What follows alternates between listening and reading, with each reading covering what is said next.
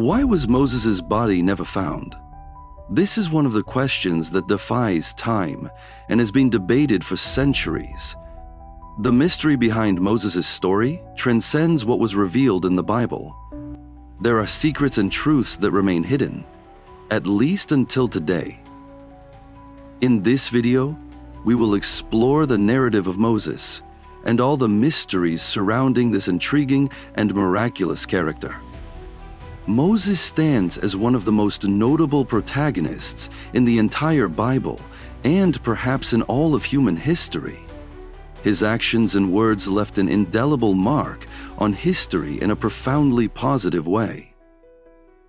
Chosen by God to emancipate the Hebrew people from slavery in Egypt, guide them to the promised land of Canaan, and teach them divine law, Moses played a crucial role. His story is meticulously recorded in the Pentateuch, the first 5 books of the Bible, with a focus on Exodus, the second book of Moses, covering his birth, prophetic calling, and the liberation of the children of Israel from Egypt.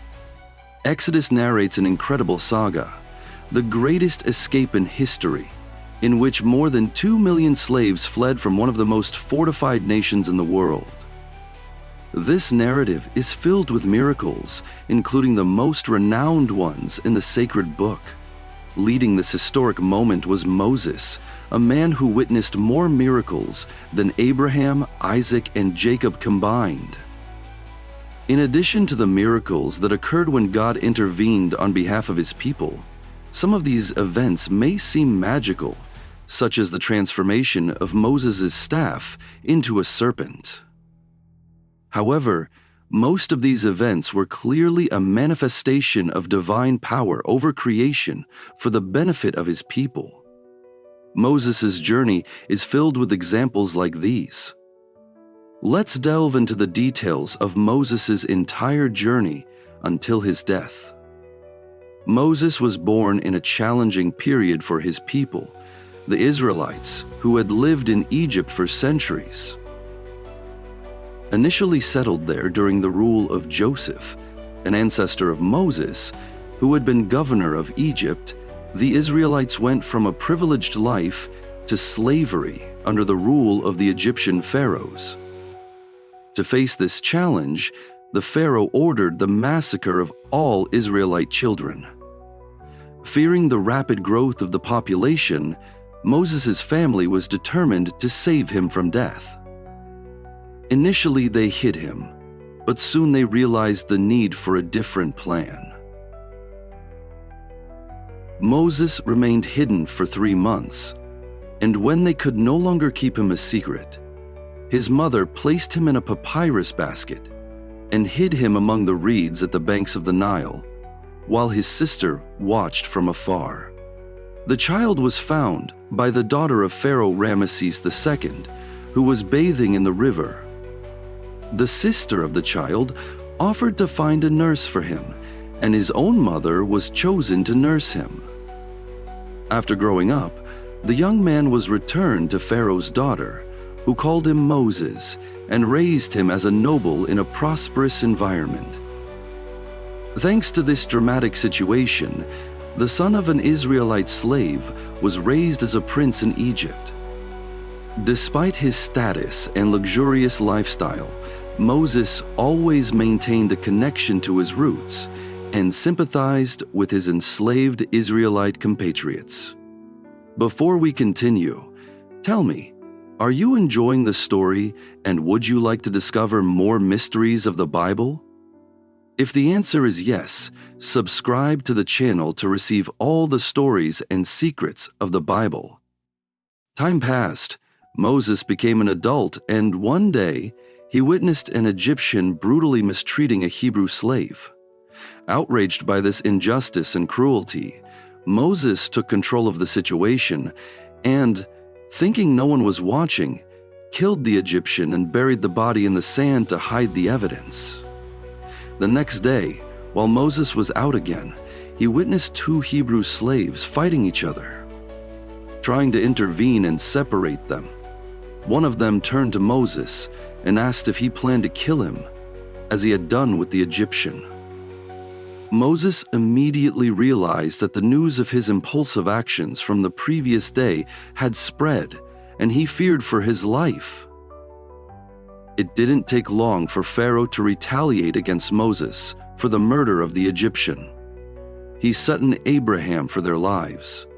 Among others, Joseph. Moses fled to the desert, becoming a fugitive from justice. Thus, Moses lived in the wilderness. In the land of Midian, after some time, 7 daughters of a prince and priest of Midian went to fetch water for their father's flocks, and in doing so, were driven away by local shepherds. Moses intervened, driving away the shepherds and offering water to the women's flocks. Upon learning of his heroism, their father invited Moses for a meal and rewarded him with the hand of one of his daughters, Zipporah, in marriage. Moses reinvented himself as a shepherd, married Zipporah, started a family, and lived happily for many years. One day, while tending to his sheep, Moses noticed a burning and mysterious bush. God spoke through it, commanding Moses to leave his peaceful life in the desert, return to Egypt, and free the Israelites from slavery. The Lord revealed that he had witnessed the oppression of his people in Egypt, heard their cries before the taskmasters, and understood their suffering. In response, he decided to free them from the hands of the Egyptians, leading them to a fertile land flowing with milk and honey, the land of the Canaanites, Hittites, Amorites, Perizzites, Hivites, and Jebusites. At the age of 80, Moses confronted Pharaoh, who refused to release the Israelites. Faced with Pharaoh's obstinacy, Moses unleashed 10 plagues upon Egypt. The water of the Nile turned into blood, an invasion of frogs, a plague of lice and flies, death of livestock, the emergence of boils, a hailstorm, a locust invasion, darkness, and finally, the death of all Egyptian firstborns. Only after these events did Pharaoh agree to release the Hebrews. As Moses led his people toward the promised land, Pharaoh changed his mind and ordered his troops to pursue them. However, Moses parted the waters of the Red Sea with his staff. Once the Israelites crossed, the sea closed, swallowing Pharaoh's forces. Upon reaching the foot of Mount Sinai, Moses ascended to the mountaintop and received the 2 tablets with the 10 commandments, along with a series of laws that began to govern relations among men. For 40 years, they wandered in the wilderness until the entire generation of slaves died, allowing only those born in freedom to enter the promised land. The Bible meticulously details the odyssey of the Israelites, events that would shape humanity for centuries. When Moses passed from the plains of Moab to Mount Nebo on the summit of Pisgah facing Jericho, the Lord showed him all the land and said, "This is the land I promised to Abraham, Isaac, and Jacob, saying, I will give it to your descendants. I show it to you with your eyes, but you shall not enter it." Deuteronomy chapter 34, verse 4. Moses faced various trials in his leadership in the desert. The Israelites were an undisciplined and ungrateful group, often complaining despite repeated evidence of divine care for their needs. They needed clear and effective instructions. After a military victory over the Amalekites, they camped at the foot of Mount Sinai, where God delivered the 10 Commandments to Moses, written with his own finger on 2 stone tablets. While Moses was on the mountain, the Israelites made a golden calf statue to worship. Upon returning to the camp and witnessing the idolatrous behavior, Moses became furious, smashing the stone tablets with the 10 Commandments. Moses ran up to the mountain again to plead with God to forgive the Israelites. Following divine instructions, Moses had to carve new tablets with the 10 Commandments. He stayed on the mountain for 40 days, fasting, praying, and dialoguing with God. Upon finally descending from the mountain, the people were terrified because his face radiated the light of divine glory. Moses was an extraordinary leader, passing away while leading his people to the promised land of Canaan. Even today, Jews recognize him as the lawgiver of Israel. However, despite all his blessings, Moses' entry into the promised land was denied. You must be wondering why. In Deuteronomy chapter 32, God explains the reason. Because you trespassed against my word in the wilderness of Zin, when the congregation rebelled against me at the waters of Meribah, you did not hallow me in the midst of the children of Israel. Yet you shall see the land before you, though you shall not enter the land which I am giving to the children of Israel.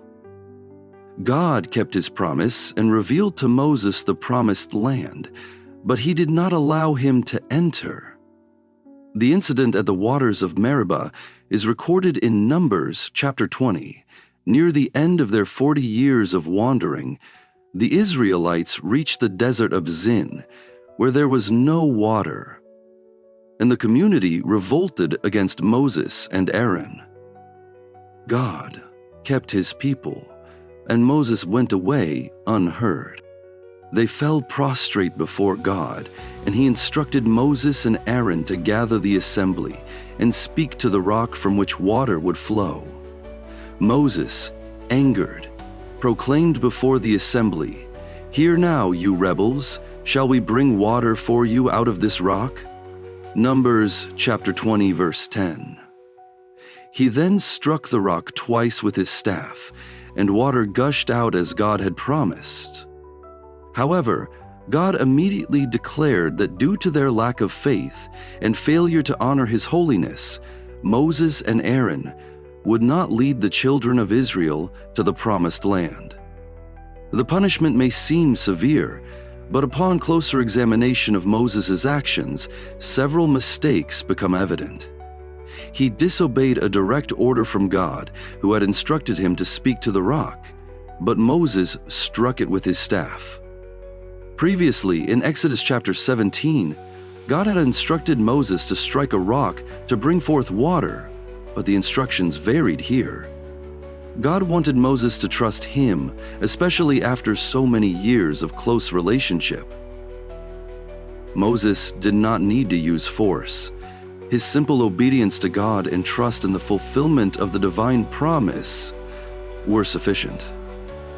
Furthermore, Moses is credited with the act of bringing water, inquiring of the assembled people by the rock, "Shall we bring water for you out of this rock?" Numbers chapter 20. Moses seemed to credit himself and Aaron with the miracle's merit, rather than attributing it to God.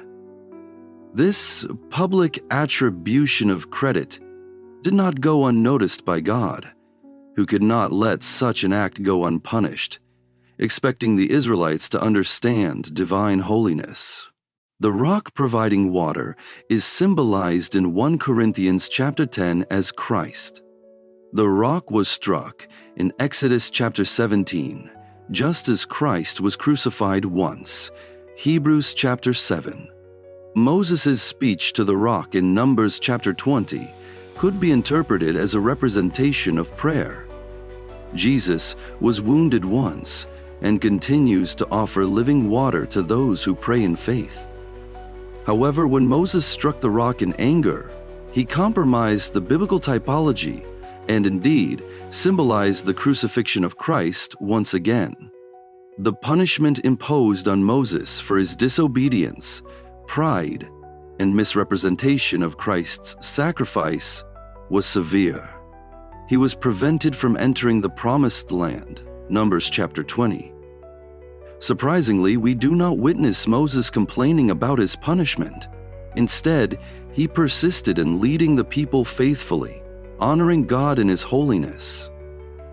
In his compassion, God invited Moses to Mount Nebo, where he revealed to his beloved prophet the promised land before his passing, Deuteronomy chapter 34. The account of Moses' death remains one of the great mysteries of the Bible. Although we know he died at the age of 120, his eyes did not weaken, and his strength did not fade. Moses was in his fullness when called to the celestial dwelling. He ascended Mount Nebo, an elevation of 4,500 feet, facing the challenges of old age with determination. Moses departed according to the word of the Lord, solitary but in peace. His tomb was situated in the valley of the land of Moab, opposite Beth Peor. To this day, remains unknown. Moses is unique in the Bible, personally spared by God. This divine act of concealing his tomb prevented it from becoming a place of worship, preserving the mystery surrounding his never-found body.